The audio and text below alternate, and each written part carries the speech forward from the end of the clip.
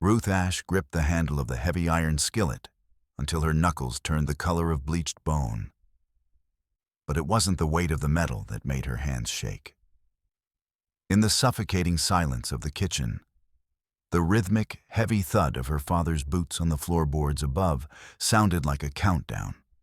Underneath the stiff fabric of her dress, hidden against her skin, 3 hidden notebooks felt like glowing coals, their jagged edges biting into her flesh with every shallow breath she took. The scent of lye soap and wet ash usually meant order and peace in their closed community. But today, it smelled like a burial. As the garden gate creaked and a massive shadow eclipsed the kitchen doorway, Ruth realized that the man everyone called a saint was standing just feet away, unaware that his daughter was now carrying the one thing that could burn their entire world to the ground. She forced her eyes toward the floor, praying he wouldn't hear the frantic rustle of paper against her ribs or see the terror written in the sweat on her brow. Ruth Ash gripped the edges of the heavy cast-iron skillet until her knuckles turned the color of bleached bone. The harsh bristles of the scrub brush scraped against the blackened carbon, producing a sharp, piercing screech that shrieked through the empty kitchen.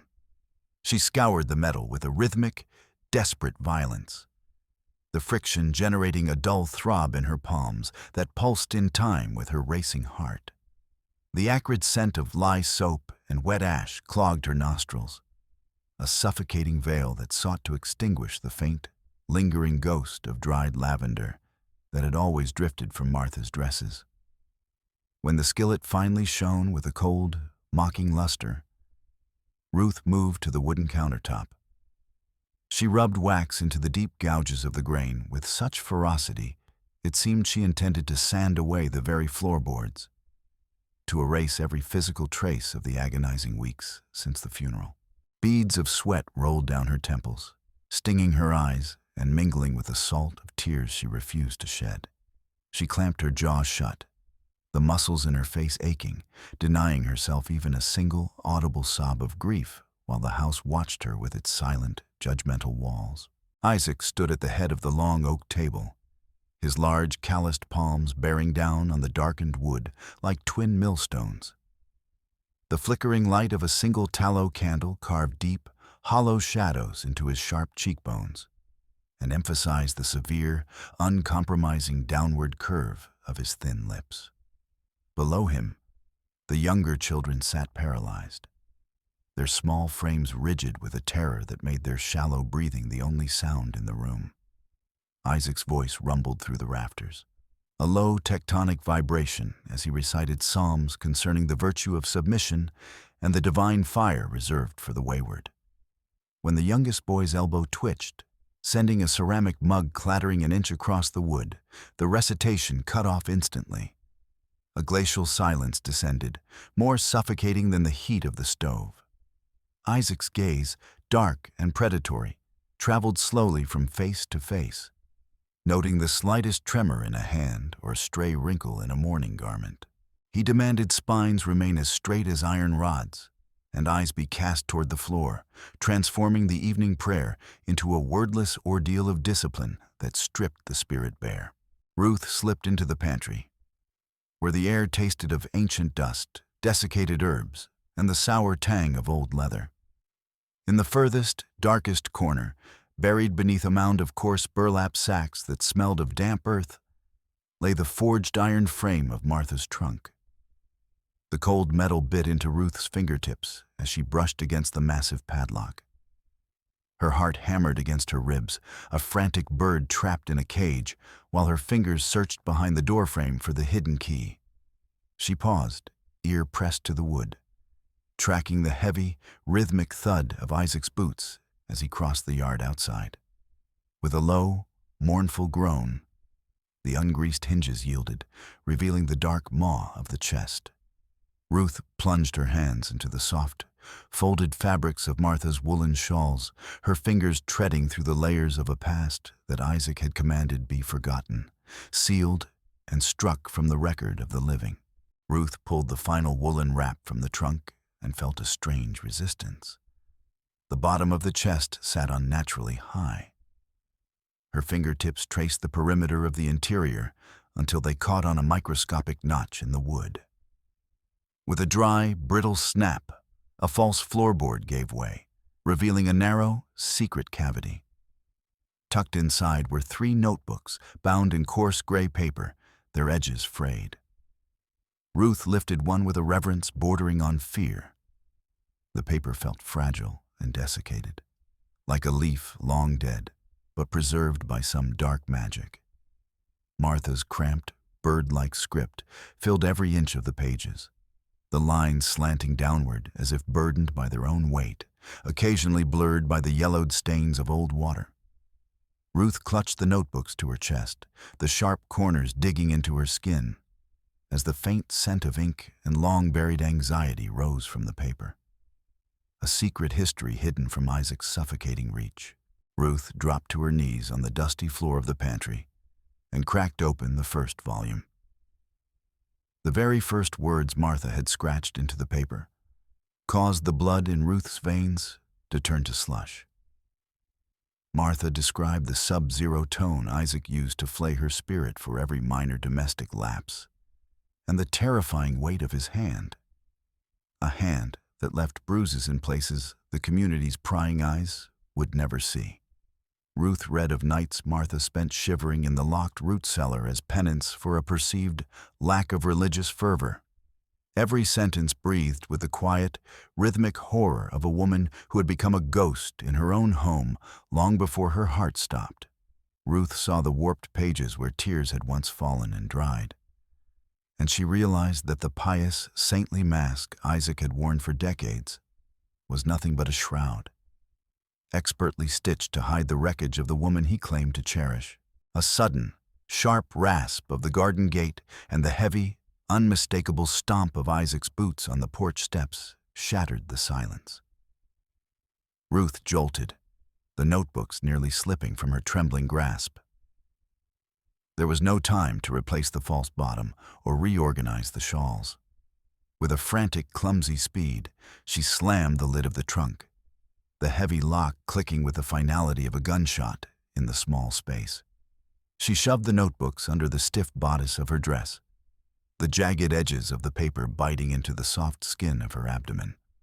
The pantry door swung open at the precise second she stood, her arms pinned to her sides to hide the bulk.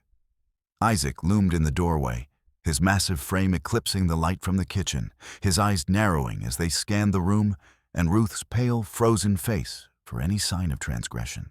Isaac stepped into the pantry, bringing with him the oppressive scent of wet wool and the cold outdoors. Ruth held her breath, certain that the rhythmic rustle of the paper against her skin would betray her with every heartbeat. Isaac ran a thick finger along a shelf, collecting an invisible layer of dust, before shifting his heavy gaze to the trunk. His eyes were like grave markers, weighing her down as he scrutinized her disheveled hair and the white-knuckled grip she maintained on her own skirts. He spoke in a low, grating drawl, accusing her of sloth and idle, wandering curiosity, while her mother's memory required the nourishment of prayer, not the distraction of chores. Ruth stood like a statue, feeling a trickle of cold sweat run down her spine, praying to a God she no longer recognized that he wouldn't notice the unnatural bulge beneath her corset. Ruth reached the sanctuary of her bedroom and turned the key in the lock with a soft, metallic click. The moment the bolt slid home, she collapsed against the door, dragging the notebooks from beneath her clothing. Her skin burned, chafed red by the friction of the paper, and she felt as though Martha's words had physically branded her. She sank onto the edge of the bed, biting her lip to stifle a scream of pure, unadulterated terror. The room, once a place of rest, now felt like a cage. And from the hallway came the measured, heavy footfalls of Isaac checking the window latches. Ruth pressed her palms against her eyes, inhaling the scent of old paper that clung to her hands. A scent that now smelled of a danger so profound it had permanently shattered the foundation of her world. By the dying light of a candle stub, Ruth flipped through pages detailing the community's Sunday meetings. Martha wrote of how Isaac's voice would soar in a sermon about divine mercy, while his fingers simultaneously crushed her shoulder beneath the table until the bone nearly cracked. Ruth read of how Isaac manipulated the church ledgers and used the secrets of the confessional to blackmail neighbors into submission. The true face of the man, as chronicled by the woman who knew him best, was that of a calculated predator who used faith as a lash to drive his flock. Every word Ruth devoured stripped away another layer of the father she thought she knew, exposing the rot behind the gilded facade of his righteousness. She saw not a man of God, but a monster who had spent years gorging himself on the fear and obedience of his own blood. The floorboards in the hallway groaned under Isaac's immense weight, the sound a predatory approach toward Ruth's door. She lunged for the candle, pinching the wick until the room vanished into a thick, suffocating darkness. With frantic, silent grace, she shoved Martha's diaries deep beneath the stiff straw mattress, smoothing the quilts with shaking hands. She threw herself onto the bed, pulling the heavy wool blanket up to her chin and squeezing her eyes shut. The door handle turned with agonizing slowness, a sliver of yellow light from the hallway cutting across her face. Ruth forced her breathing into a slow, rhythmic mimicry of deep sleep. Though her heart throbbed so violently, she feared it would shake the frame of the bed. Isaac stood in the doorway for several minutes, his heavy, labored breathing filling the silence, before he finally retreated, leaving Ruth to shiver in the blackness. The following morning, Ruth watched Isaac across the breakfast table and found herself unable to recognize the man she had revered her entire life. Every movement he made, the way he tore a piece of bread with his thick fingers or adjusted the stiff white collar of his shirt, nauseated her. The lifelong habit of awe had crumbled into ash, leaving a bitter, metallic taste in her mouth. She looked into the deep-set wrinkles around his eyes and saw not the marks of wisdom, but the etched lines of a suppressed malice that Martha had warned of. A primal, animalistic fear coiled in her gut, braided with a cold, hard cord of loathing. She struggled to swallow a single bite of porridge, feeling as if Isaac's very presence was a toxin that poisoned the air they shared, turning their home into a beautifully maintained torture chamber. Ruth kept her head bowed low as Isaac issued his commands for the day's labor, her voice a practiced whisper of obedience. She mimicked the soft, yielding tones Martha had used to survive, a performance of submission that felt like swallowing glass.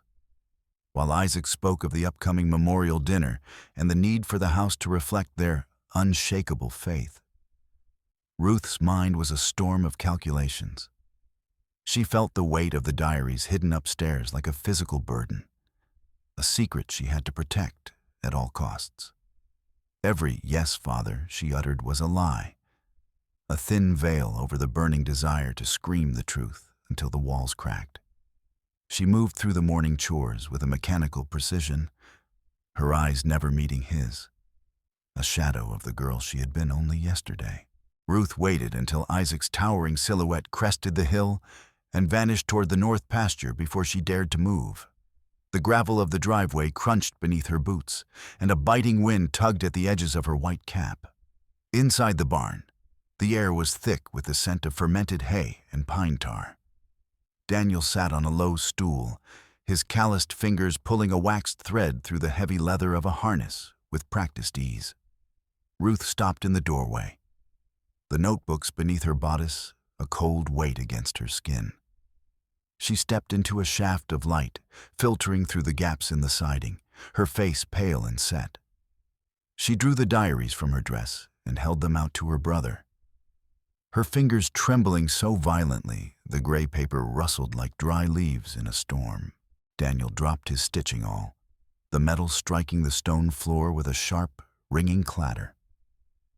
He scanned the first few lines of the top notebook, and his face instantly flushed a deep, mottled crimson. He recoiled, shoving the diary away so forcefully It skittered across the floor and landed in the dust. Its pages splayed like the wings of a broken bird. Daniel lunged to his feet, his breath coming in ragged, whistling gasps that sounded like a cornered animal. He jabbed a shaking finger at Ruth, his voice cracking into a harsh, jagged scream as he accused her of being a vessel for the devil's whispers.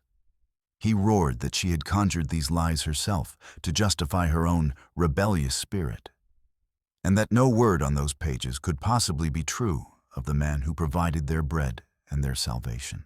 Daniel surged forward, his fingers clamping onto Ruth's shoulders with a crushing grip that made the fabric of her dress groan.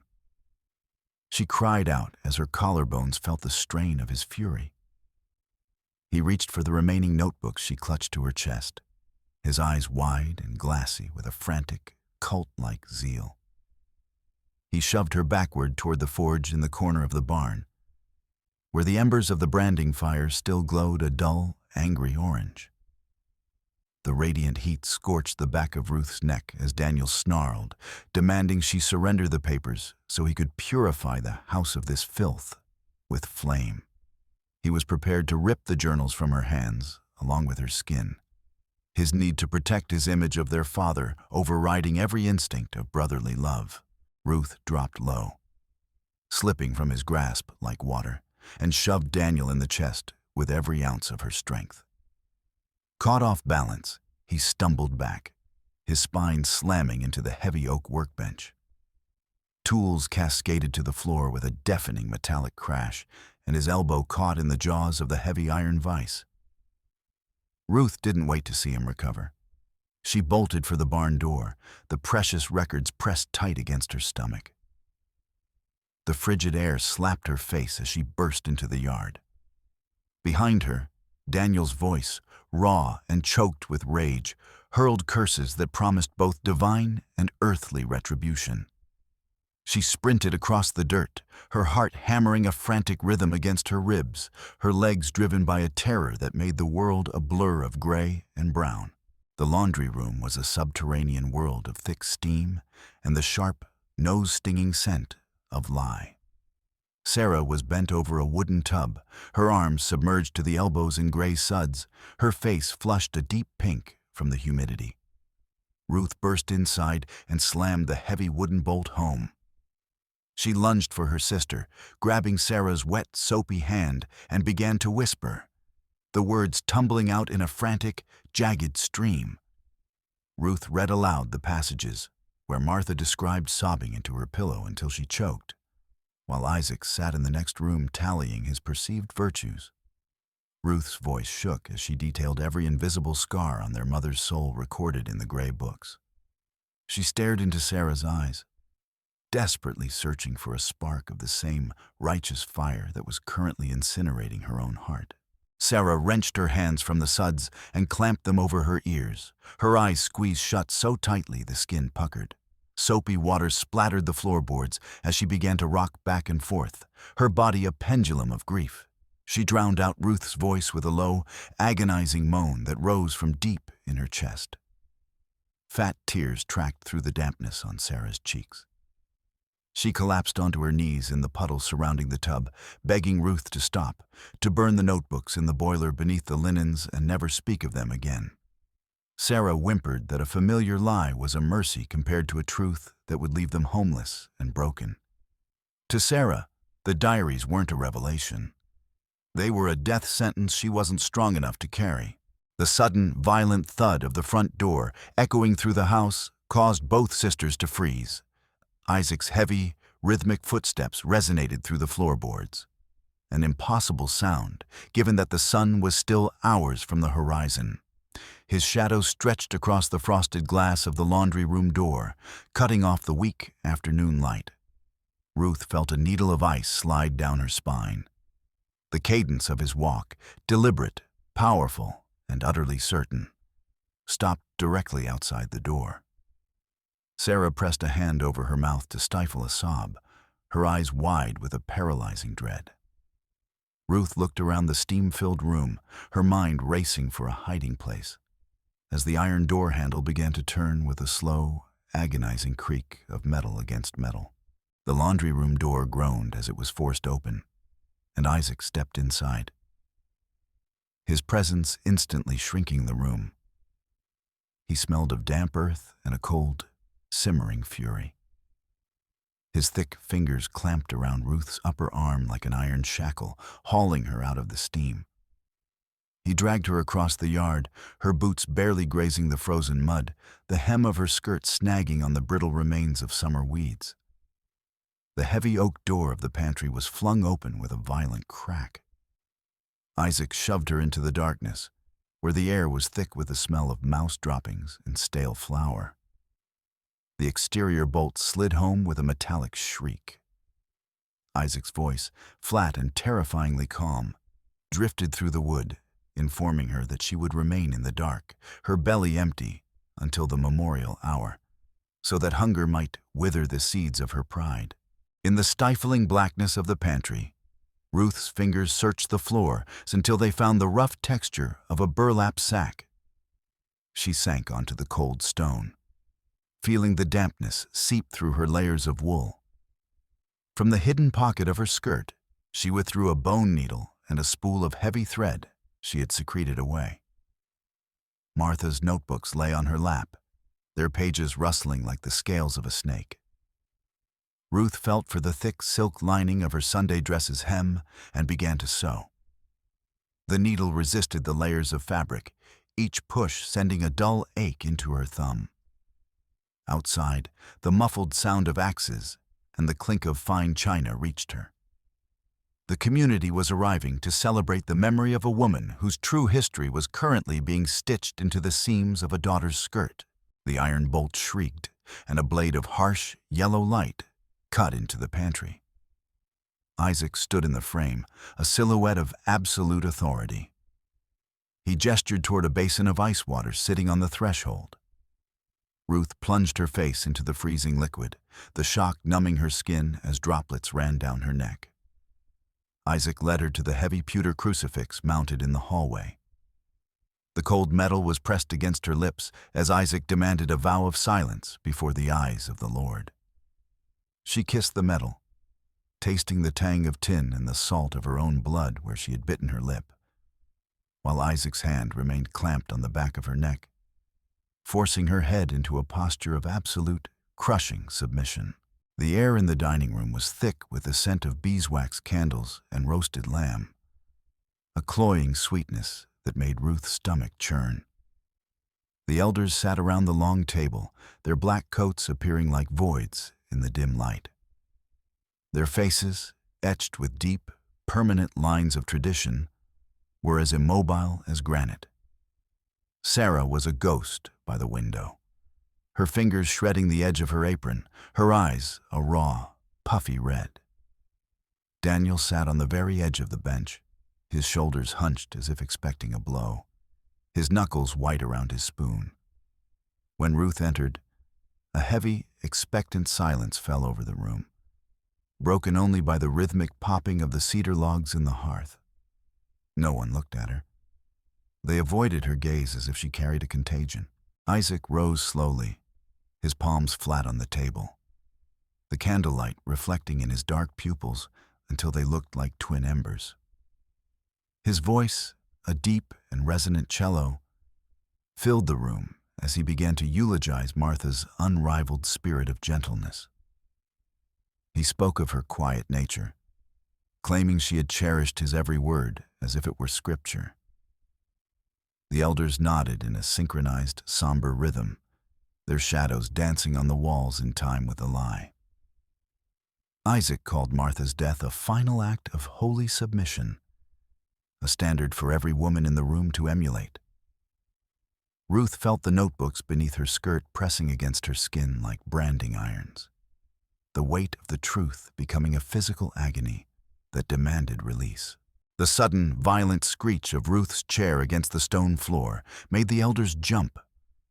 She stood at her full height, her shoulders squared, her breath coming in hot, jagged gasps.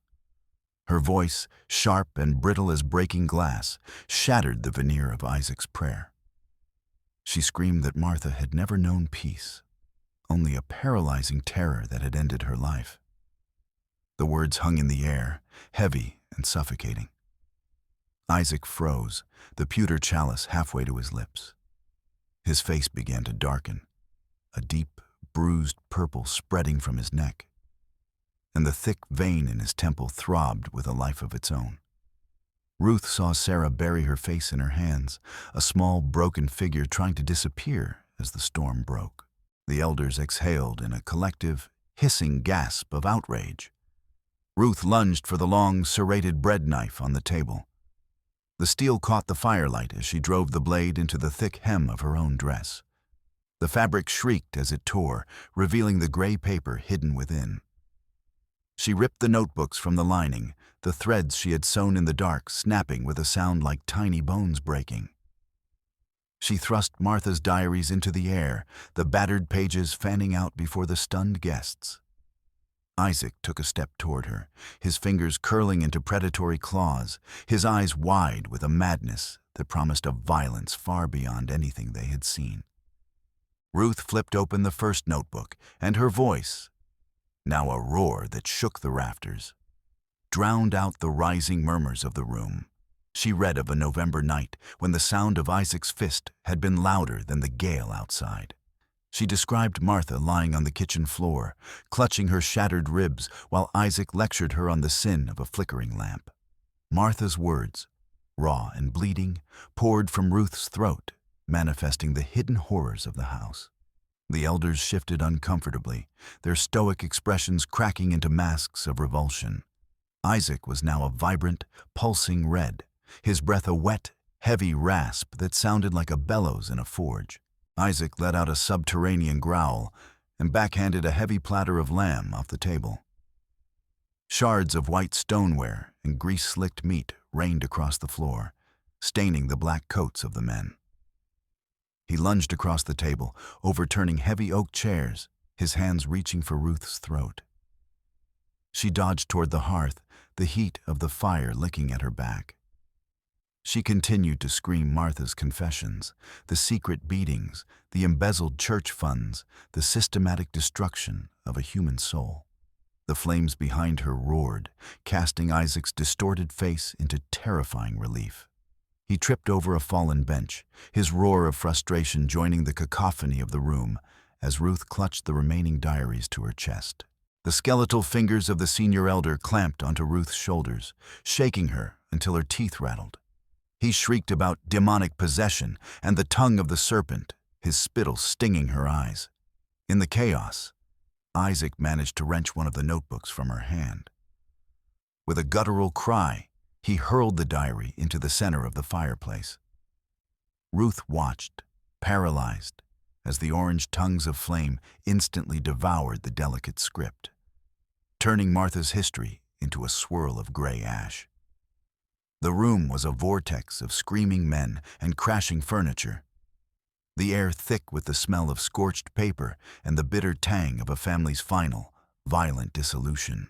Ruth dropped to her knees at the edge of the hearth, her hands reaching into the heat to save a charred fragment of the truth.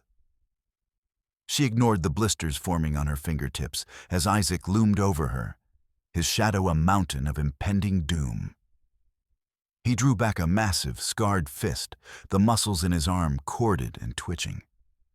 Sarah shrieked from the corner, a high, thin sound of pure terror, while Daniel remained a statue of indecision. The room vibrated with the heat of the fire and the weight of the elder's condemnation. Ruth closed her eyes, bracing for the impact she knew would break her, and felt the hot, wine-soaked breath of her father against her skin. In the heartbeat before the blow landed, Ruth snapped her eyes open and looked directly into Isaac's. In the depths of his dark pupils, she no longer saw the invincible patriarch or the holy man of the community. She saw a small, frantic animal, trembling with the realization that its cage had been compromised.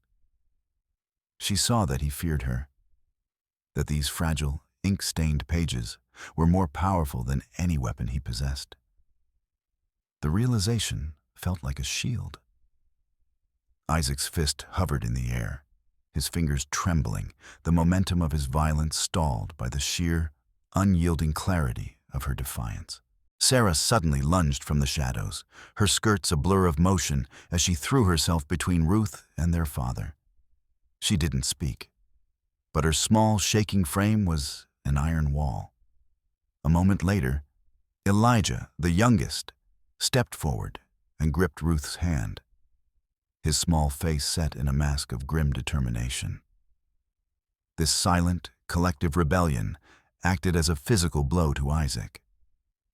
He recoiled, his face pale and sunken as the source of his power, the absolute unquestioned obedience of his children, vanished in the firelight.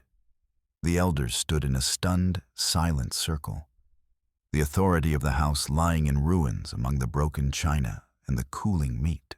Ruth stood up, her movements slow and deliberate. She gathered the remaining notebooks and tucked them into her shawl, her head held high despite the soot on her face and the burns on her hands. She walked toward the door, the crowd of elders parting for her like water before a prow. She didn't look back at the wreckage of the dining room or the man who sat broken on the floor. She stepped out into the biting fog of the Pennsylvania night, the cold air a baptism of freedom. Behind her, the house remained a dark, hollow shell. But as she walked toward the distant lights of the road, Ruth felt the weight of Martha's silence finally lift, replaced by the steady, rhythmic beat of her own heart.